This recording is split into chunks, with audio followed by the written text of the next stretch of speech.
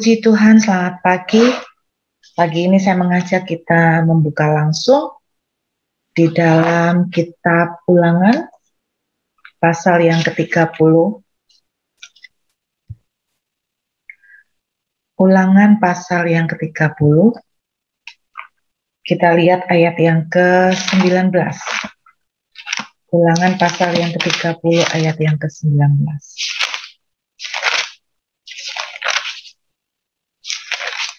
Ulangan pasal 30 ayat 19. Firman Tuhan menuliskan begini, Aku memanggil langit dan bumi menjadi saksi terhadap kamu pada hari ini.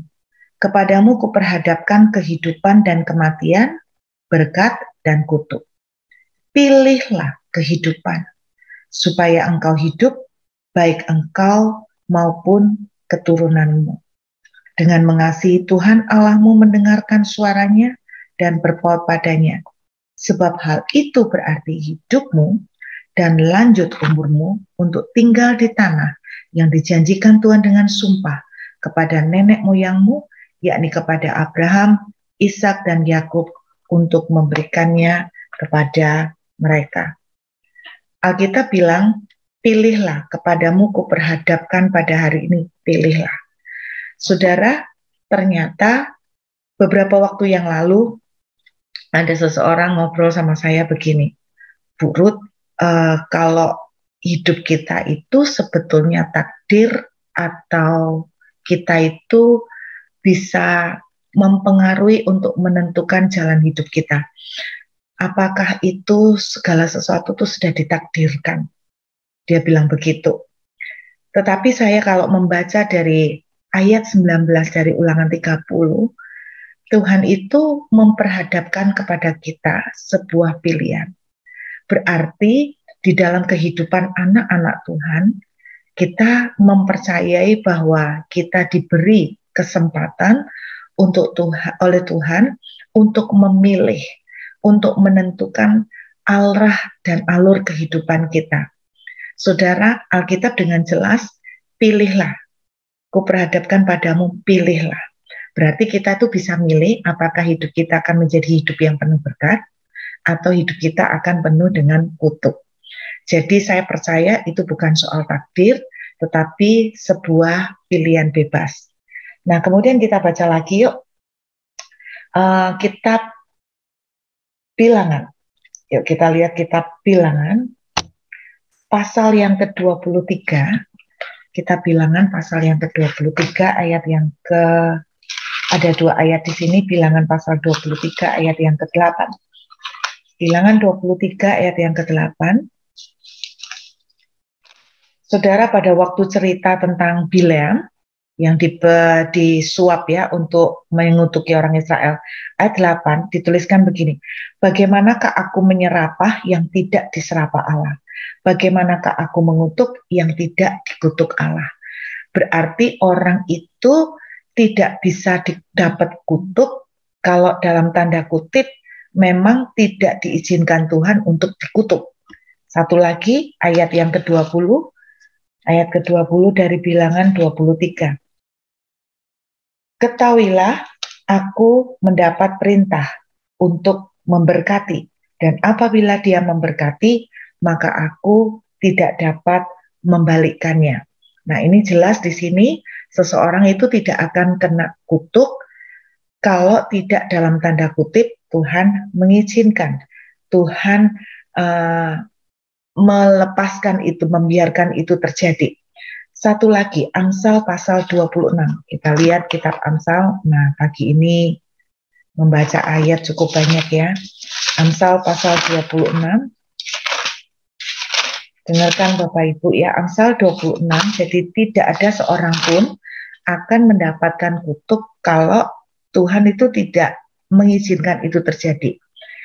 Nah, di dalam kitab Ulangan yang tadi kita baca jelas diperhadapkan kepada pilihan atau free will. Berarti kita yang bisa menentukan apakah kita mau dapat kutuk ataukah kita yang mau mendapatkan berkat. Kita lihat Amsal pasal 26 ayat 2. Seperti burung pipit. Nah, ini kuncinya di sini. Seperti burung pipit mengirap dan burung layang-layang terbang, demikianlah kutuk tanpa alasan tidak akan kena. Jadi saya bilang Tuhan menghadapkan kita pilihan, mau milih hidup di bawah kutuk atau memilih hidup di bawah berkat.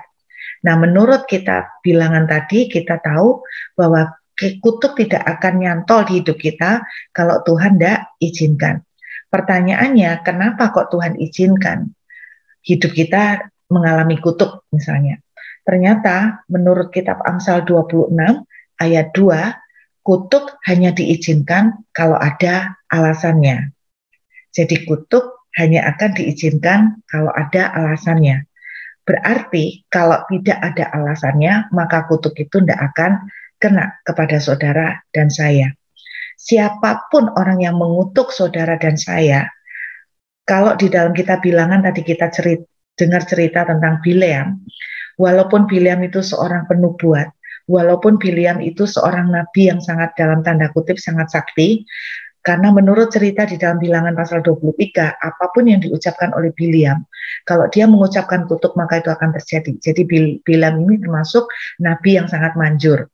Tetapi kita bisa membaca, kalaupun nabi sekelas Bileam yang sangat manjur mengutuk, kalau Tuhan tidak mengizinkan itu terjadi, maka itu tidak akan kena. Nah, pertanyaannya sekarang, kenapa Tuhan mengizinkan itu terjadi? Kalau menurut Amsal, karena ada alasannya yang membuat kita bisa terkena kepada kutuk. Nah, saudara, ada beberapa macam kata kutuk, pernah saya bahas beberapa bulan yang lalu ya, ada beberapa macam kata kutuk di dalam Alkitab. Tetapi kata kutuk yang sering dipakai di Alkitab itu ada 3, yaitu kalal, arar, dan Allah. Jadi ada 3 kata kutuk, kalal, arar, dan ara.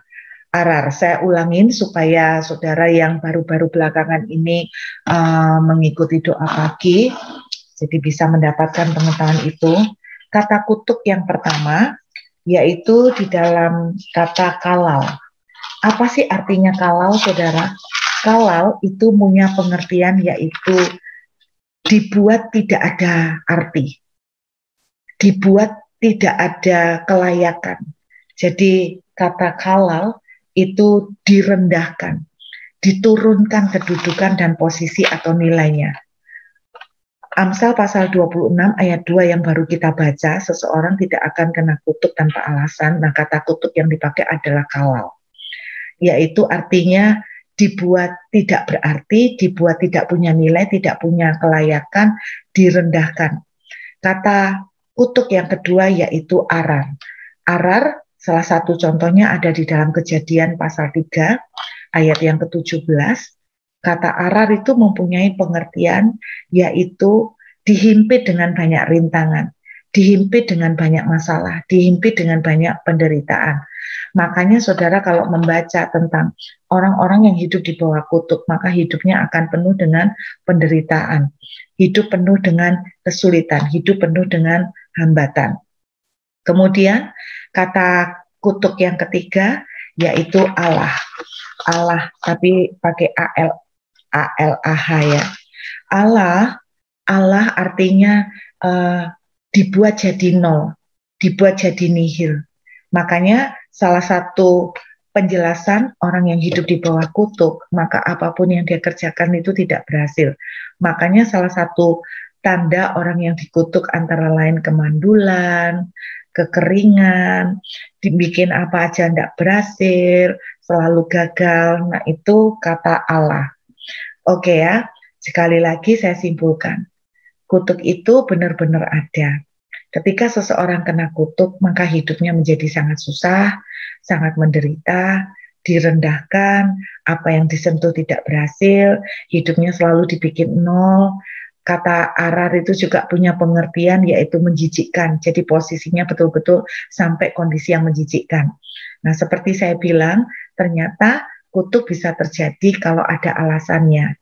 Berarti kita yang milih hidup di bawah kutuk dengan sengaja ataupun tidak sengaja, dengan sadar ataupun tidak sadar, kitalah yang sebetulnya memilih untuk menempatkan diri kita di bawah kutuk.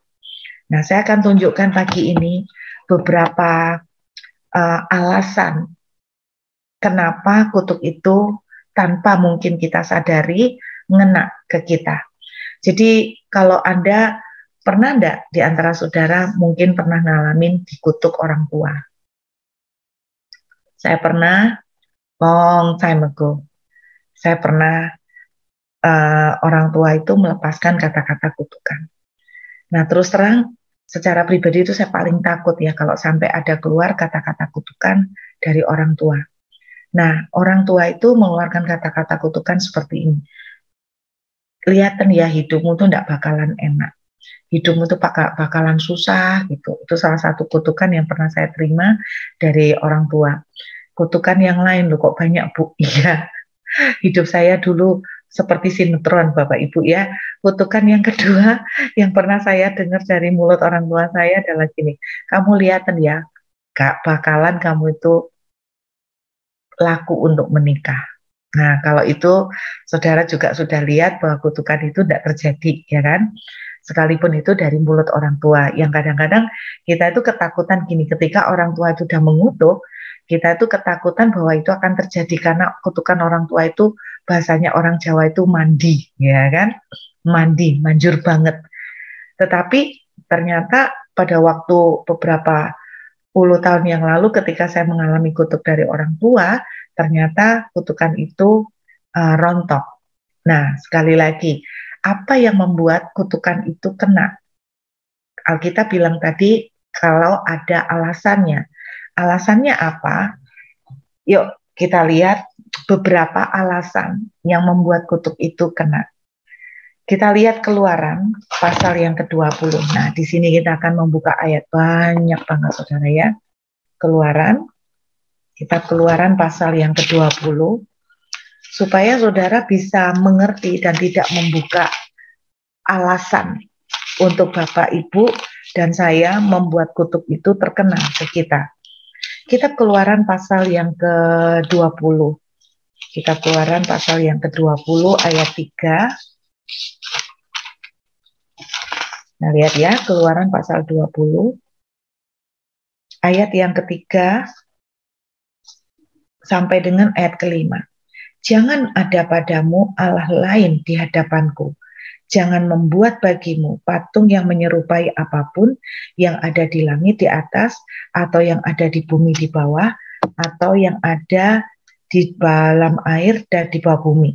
Jangan sujud menyembah kepadanya atau beribadah kepadanya, sebab aku Tuhan Allahmu adalah Allah yang cemburu, yang membalaskan kesalahan bapa kepada anak-anaknya, kepada keturunan yang ketiga dan keempat dari orang-orang yang membenci aku.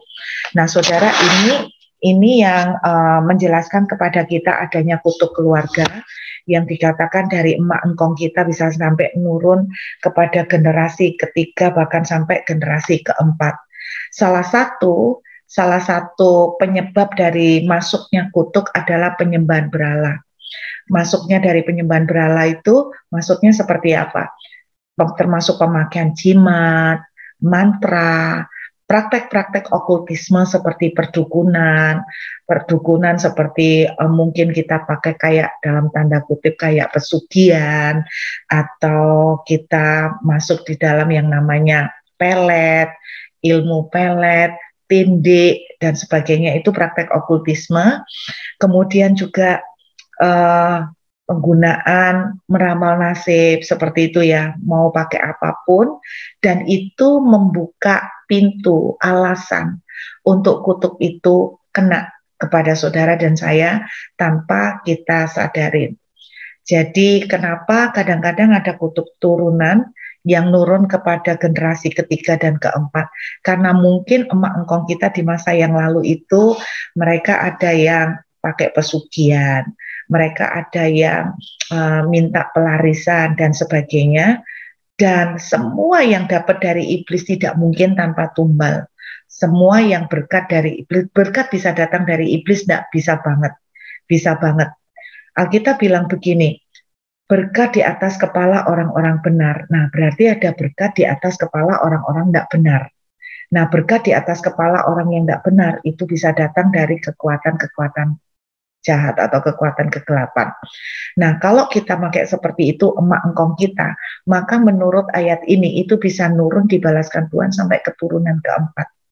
Saudara, saya pernah ketemu satu keluarga yang anak-anak lakinya hanya menyerang kepada anak-anak laki, itu pada usia sekitar 50 tahunan, anak laki-lakinya tidak pernah disadarin penyebabnya kenapa, tahu-tahu badannya itu membungkuk. Dan makin lama, makin tambah usianya, membungkuknya itu sampai hampir 90 derajat. Anda bayangkan, jadi badannya itu tulangnya bisa condong seperti ini. Waktu diperiksa ke dokter, dokter sangat heran karena tidak ada penyebab secara medis. Itu yang terjadi, saudara. Nah, ternyata makin ke bawahnya itu aneh. Bukan 50 tahun mulai terjadi seperti itu. Makin ke bawahnya, anak laki-laki usia 30 tahun, tiba-tiba badannya tidak ada apa-apa, bangun pagi mulai condong ke depan seperti ini. Jadi tambah ke bawah, tambah serem.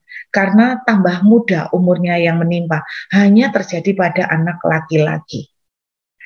Terus saya menemukan juga, saudara, saya nggak tahu kalau saya menyebutnya istilahnya ada kelainan kulit yang namanya kelainan kulit itu seperti tumbuh daging-daging kecil. Bapak Ibu pernah tahu ya, itu namanya kutil ya, kita menyebutnya kutil. Saudara pernah ngelihat nggak ada orang yang mohon maaf, seluruh badannya itu dipenuhi dengan tumbuhnya daging-daging kecil? Pernah lihat nggak? Nah, orang bertanya apa itu? Dan kadang-kadang kita jujur kalau ketemu seperti itu diajak salaman kita udah takut ya, karena takut tertular. Nah, sebetulnya itu bukan menular, tetapi itu orang bilang karena kelainan di darah. Nah, saudara, ada satu keluarga yang mengalami keanehan seperti ini, yaitu badannya dia itu bisa tumbuh kutil-kutil seluruh badan. Tetapi itu nurun hanya pada anak laki-laki. Itu nurun hanya pada anak cowok. Dan yang ngerinya itu hanya nurun pada anak laki-laki, dan itu hanya muncul pada anak laki-laki mereka ketika mulai menginjak umur 40 tahun. Jadi kalau umur 20-an masih belum kelihatan. Ketika mereka menginjak 40 tahun, itu anak laki-laki itu akan nurun semua. Hanya anak laki-laki. Dari orang tua yang sama, anak perempuannya halus, mulus, cantik. Anak laki-laki yang kena. Jadi saya pernah dihadapkan pada kasus seperti itu. Terus terang saya tuh sempat bingung kenapa ya kok bisa seperti ini. Saudara, inilah bisa salah satu hal yang menyebabkan celah itu bisa dibuka merupakan seperti ini, karena kutub. Oke ya, alasan yang kedua atau pintu yang kedua yang bisa membuat kita itu mengalami kutub, kita bisa lihat dari Ulangan 27. Kita lihat Ulangan pasal yang ke-27.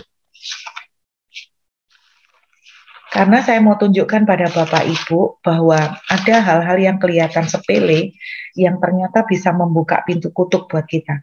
Ulangan pasal yang ke-27, tadi yang saya bilang penyembahan berhala itu ada dituliskan di Ulangan 27 ayat yang ke-15. Oke ya. Sekarang kita lihat Ulangan 27 ayat yang ke-19. Terkutuklah orang yang memperkosa hak orang asing, anak yatim, dan janda. Dan seluruh bangsa itu haruslah berkata amin. Penyebab alasan yang membuka pintu kutub buat saudara dan saya adalah yaitu memperlakukan dengan tidak adil. Memperlakukan dengan tidak adil. Ya kalau memperlakukan dengan tidak adil ini apapun bentuknya. Misalnya saudara ngejak duitnya orang, itu kan berarti kita tuh memperlakukan tidak adil kepada orang tersebut, yang seharusnya kita wajib untuk membayar apa yang menjadi haknya dia. Nah, saudara, ketika misalnya kita tuh ngejak duitnya orang, kita makan duitnya orang, kita tidak mau tanggung jawab, jangan dipikir bahwa ketika saudara escape, saudara itu lari, saudara aman-aman, karena kutuk itu bisa nurun, bisa buka sampai kepada keturunan yang keempat. Ya, sampai kepada keturunan yang keempat. Itu menurut Alkitab. Jadi memperlakukan tidak adil kepada orang-orang yang lain. Kemarin ada satu persekutuan doa tadi malam mengajukan pertanyaan begini, Bu Ruth, apakah kita itu di mana alasan kita itu tidak boleh utang? Dia tanya gitu, apa dasar Alkitabnya, mana ayatnya yang menunjukkan bahwa kita tidak boleh utang? Nah, saya tunjukkan banyak beberapa ayat yang mendukung bahwa kita itu tidak boleh berhutang. Saudara, menurut Roma 13 itu salah satu ayatnya, bahwa janganlah kamu berutang apapun kepada siapapun. Berarti kita itu tidak boleh utang kepada apapun, siapapun. Nah, di dalam kitab Ulangan pasal yang ke-28, kalau saudara baca, di situ ada ucapan berkat dan kutuk. Nah, saudara, salah satu ucapan berkat, kalau saudara baca ya, perhatikan ya, kalau saudara baca ayat 12 dari Ulangan 28, ayat 12, dituliskan begini, Tuhan akan membuka bagimu perbendaharaan yang melimpah, yaitu langit untuk memberi hujan bagi tanahmu pada masanya memberkati segala pekerjaanmu. Perhatikan, sehingga engkau memberi pinjaman kepada banyak bangsa, tetapi engkau sendiri tidak meminta pinjaman. Perhatikan, waktu Tuhan memberikan pemaparan tentang berkat, salah satu ciri orang yang diberkati, dia akan memberi pinjaman dan bukan meminta pinjaman. Dengan kata lain, kalau saudara dan saya punya banyak pinjaman, kita punya tanggungan utang, mohon maaf kalau menurut ayat 2 Ulangan 28, berarti kita itu hidup di bawah kutuk. Berarti secara perekonomian kita itu tidak diberkati. Berarti ada kutuk yang masuk. Nah, saudara, menurut Ulangan 27 ayat 19, salah satu penyebab atau alasan kenapa kita itu tidak bisa istilahnya hidup di bawah kutuk karena kita tidak memperlakukan dengan adil kepada orang lain. Nah, saya nggak tahu, mungkin ada nggak pengalaman-pengalaman di masa lalu di mana kita itu harusnya punya tanggung jawab, tetapi kita itu nggak selesaikan. Jadi kita tuh nggak selesaikan, mungkin orangnya itu kita tuh dalam tanda kutip lari dan sebagainya, kita tidak ditagih dan sebagainya. Tetapi hal-hal kelihatannya seperti ini ternyata itu bisa menutup pintu berkat bagi keluarga kita, bisa menutup pintu berkat bagi anak cucu kita. Jadi kalau kita punya tanggungan hutang yang kita tidak pernah bayar, kita tidak tanggung jawab, be careful. Be careful apa? Memang atau kalau kita hidup dalam utang berarti kita itu sudah dikutuk. Tetapi kalau kita juga tidak bayar hutang, maka kita sedang membuka juga untuk pintu kutuk. Jadi makanya hati-hati kalau kita tuh sampai dalam tanda kutip hutang. Makanya hutang itu seperti kayak lingkaran setan Bapak Ibu ya. Kalau kita itu tidak bayar, kita juga akan hidup dalam lingkaran itu terus menerus. Makanya mesti be careful. Kenapa beberapa keluarga kok kita itu hidupnya susah banget. Mungkin ada hal-hal di masa lalu di mana kita itu dalam tanda kutip kita melakukan ketidakadilan sama orang lain. Itu yang terjadi. Nah, alasan yang ketiga di dalam Ulangan 27 ayat 20, terkutuklah orang yang tidur dengan istri ayahnya, sebab ia telah menyingkapkan puncak kain ayahnya, dan seluruh bangsa itu harus berkata amin. Terkutuklah orang yang tidur dengan binatang. Ayat 22, terkutuklah orang yang tidur dengan saudaranya perempuan, anak ayah atau anak ibunya. Ayat 23, terkutuklah orang yang tidur dengan mertuanya perempuan. Ini semua hampir sama, yaitu dosa perzinahan. Saudara, perzinahan secara seksual ya. Jadi jangan dipikir bahwa ketika seseorang itu dalam tanda kutip berzina, terus dia itu santai-santai aja, kita sedang membuka pintu kutuk. Nah, saudara, apa tanda-tanda atau gejalanya kalau kita itu terkena kutuk? Nah, itu saudara bisa baca di Ulangan pasal 28 sendiri dari ayat 15. Itu dituliskan, terkutuklah nanti apa buah kandungan, itu berarti kemandulan, terkutuklah apa lumbung-lumbungmu, makanya kita tuh kayak susah terus, bikin apa-apa itu nggak jadi-jadi, hidupnya tidak diberkati, itu semua ya.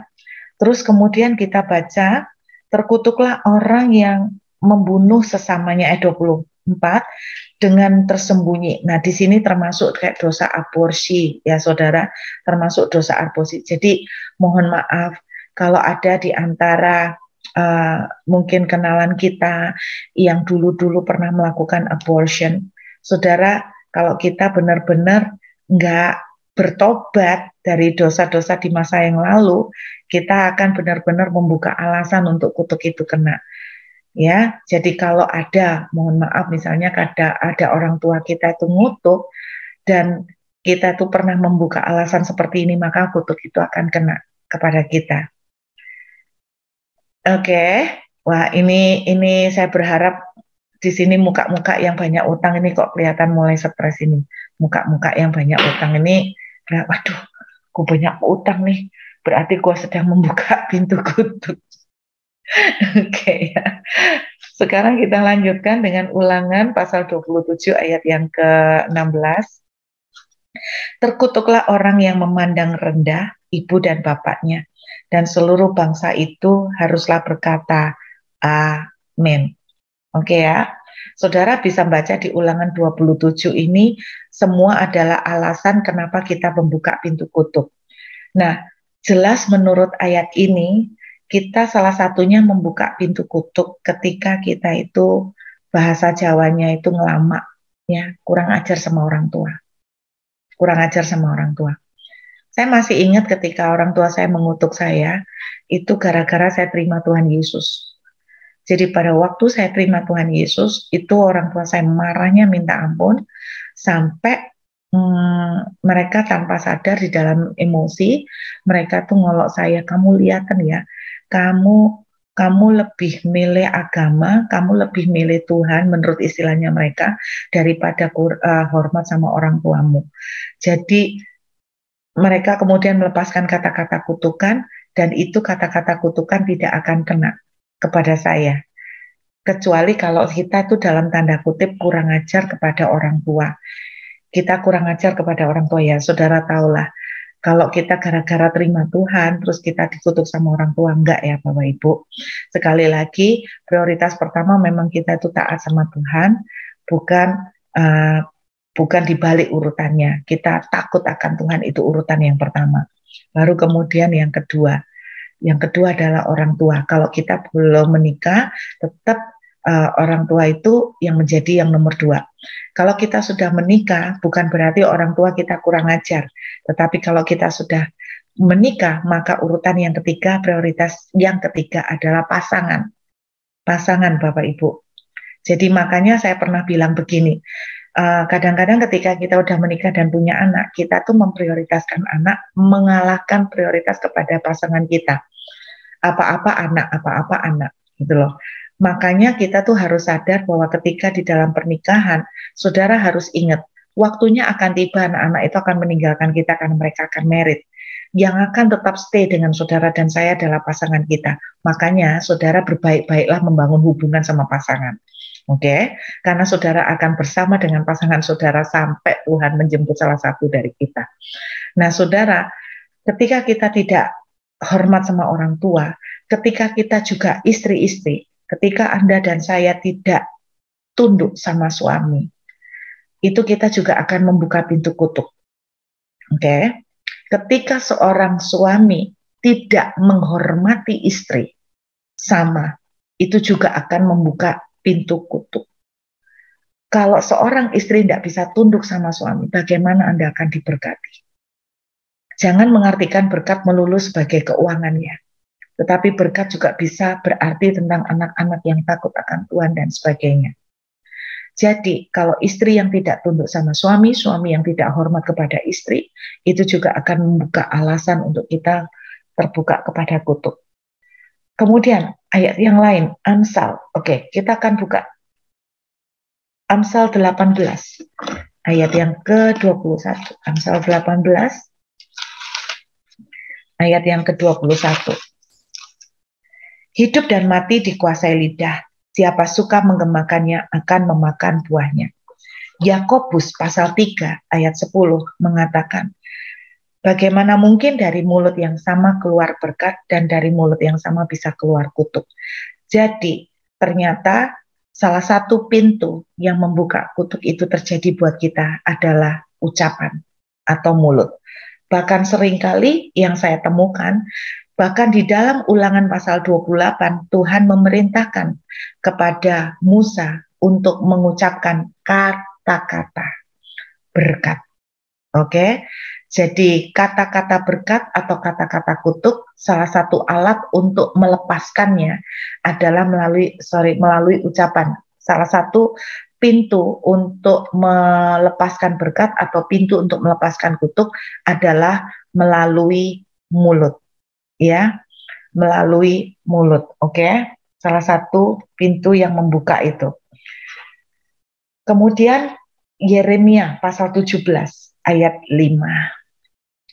Saudara, ini salah satu pintu yang lain untuk masuknya kutuk. Yeremia pasal yang ke-17 ayat yang kelima. Yeremia pasal 17 ayat yang kelima. Beginilah firman Tuhan, terkutuklah, perhatikan, terkutuklah, jelas.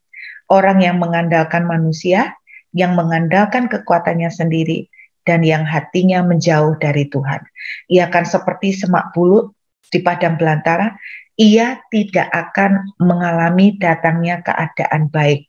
Serem loh, ketika saudara dan saya mengandalkan orang, mengandalkan bantuan keluarga, mengandalkan kekuatan sendiri, Anda akan dibuat segala keadaan yang baik tidak akan pernah terjadi.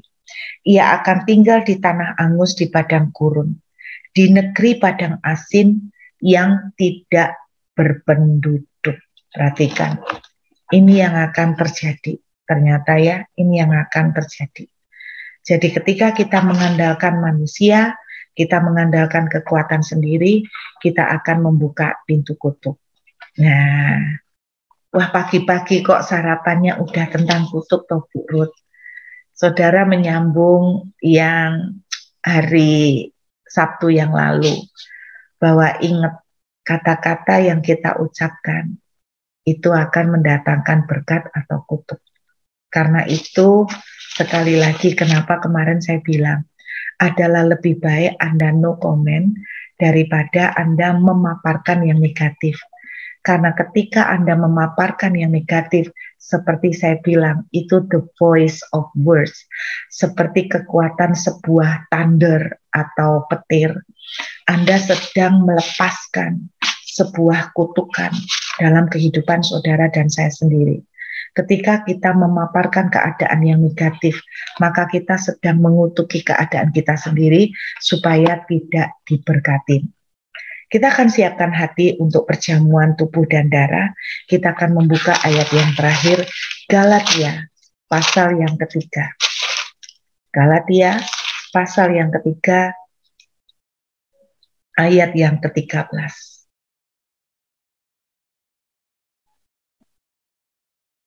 Oke, Galatia 3 pasal yang 3 ayat 13. Kristus telah menebus kita dari kutuk hukum Taurat dengan jalan menjadi kutuk karena kita. Sebab ada tertulis, terkutuklah orang yang digantung pada kayu salib. Puji Tuhan, pada waktu kita terima Tuhan Yesus, Kristus telah menjadi kutuk bagi kita. Bagaimanakah kita mematahkan, Bu? Kalau mungkin saudara dan saya melihat kok ada bagian yang kita tuh kayak kena kutuk. Nah, saudara lihat Ulangan pasal 28 tentang berkat nanti. Anda pelajari. Ciri orang yang diberkati itu apa aja? Di situ ada diberkati waktu di ladang, berarti pekerjaannya diberkati. Diberkatilah buah kandunganmu, berarti rahimnya diberkati. Anak cucunya diberkati. Diberkatilah segala kambing, dombamu, ternakmu. Berarti aset-aset kita juga diberkati. Jadi kita kalau mempelajari itu kok, kenapa ya Bu Ruth, hidup saya itu dari dulu kok sosoro, terus susah, terus nggak selesai-selesai. Kayak harus ngoyo gitu, semuanya selesai-selesai. Nggak selesai-selesai. Nah saudara, mungkin, saya bilang mungkin, ada kutuk yang datang dari keluarga kita dulu. Lalu bagaimanakah Bu yang harus kita lakukan? Saudara, saya berkali-kali menceritakan tentang the power of Holy Communion, kuasa dari perjamuan kudus. Apa sih artinya tubuh dan darah Yesus? Kalau saudara sudah mengerti fasilitas yang Tuhan sediakan melalui tubuh dan darah Yesus, maka sama ketika Yakobus pasal 3 tadi mengatakan, dari mulut bisa melepaskan berkat, dari mulut bisa melepaskan kutuk, maka kita bisa memakai mulut kita untuk mendeklarkan. Sehingga kutuk-kutuk yang pernah terjadi, bahkan yang tidak pernah kita tahu, kita bisa semudah itu kita mematahkan dan menyelesaikan. Tetapi kalau kutuk itu kita buka terjadi pada kita karena kesalahan yang kita lakukan, misalnya ucapan-ucapan yang salah yang mungkin kita berkali-kali sering ucapkan di hadapan Tuhan, keluargaku ini orang susah dan sebagainya, maka kita harus meminta ampun. Kita meminta ampun, kita mencabutnya, dan kita mulai mendeklarasikan yang positif. Segampang itu Bu Ruth, segampang itu. Segampang itu. Anda tidak perlu membuat formasi utara, selatan, timur, dan barat, terus yang utara harus keliling muter-muter 7 kali, yang selatan harus begini, yang utara harus melemparkan tombak, yang sebelah timur harus melepaskan anak panah, yang sebelah barat harus pakai palu, dan sebagainya. Anda tidak perlu seperti itu. Sudah selesai. Tetelestai. Sudah selesai. Yang perlu kita lakukan adalah kita mengerti warisan yang saudara dan saya terima. Kita mengerti ini, kita tahu posisi ini, kita berdiri seperti anak-anak perempuan Selafehat, kita mengerti posisi kita ambil apa yang menjadi otoritas kita, dan kita lepaskan. Maka semudah itu selesai. Amin. Yuk, kita ambil roti di tangan kanan kita. Saya boleh minta tolong deklarasinya kita bisa tayangkan.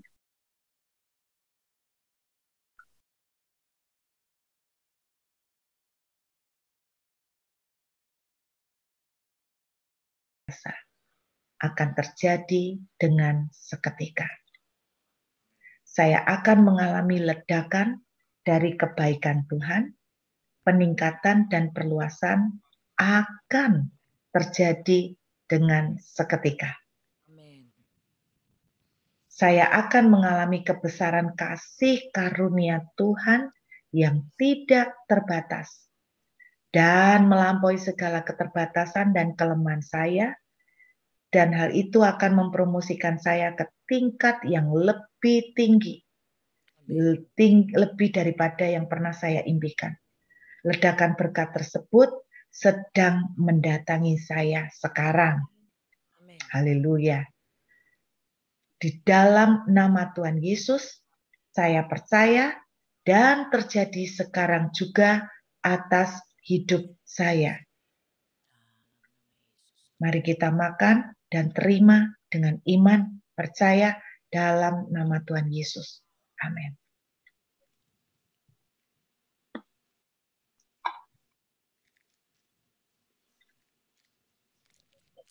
Mari kita ambil anggur.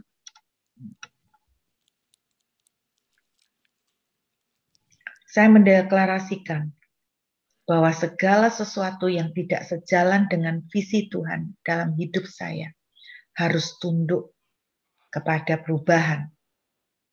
Semua penyakit dan kelemahan tubuh jasmani, semua kesulitan dan kesengsaraan, kekurangan dan kemiskinan, keadaan yang rata-rata dan pas-pasan, hubungan-hubungan yang sulit dan hancur, semua keterbatasan dan perbudakan. Mimpi yang belum menjadi kenyataan, semua itu tidaklah permanen dan hanya sementara saja. Saya tidak akan bergerak melalui apa yang saya lihat, melainkan dari apa yang saya ketahui. Saya adalah seorang pemenang dan bukan korban yang selalu hidup dalam kekalahan dan tidak mengalami perubahan, tetapi saya akan menjadi seperti yang Tuhan inginkan ketika Dia menciptakan dan menjadikan saya.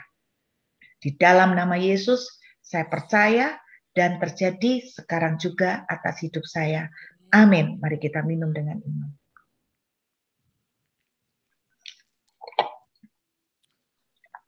Terima kasih Tuhan buat pagi ini.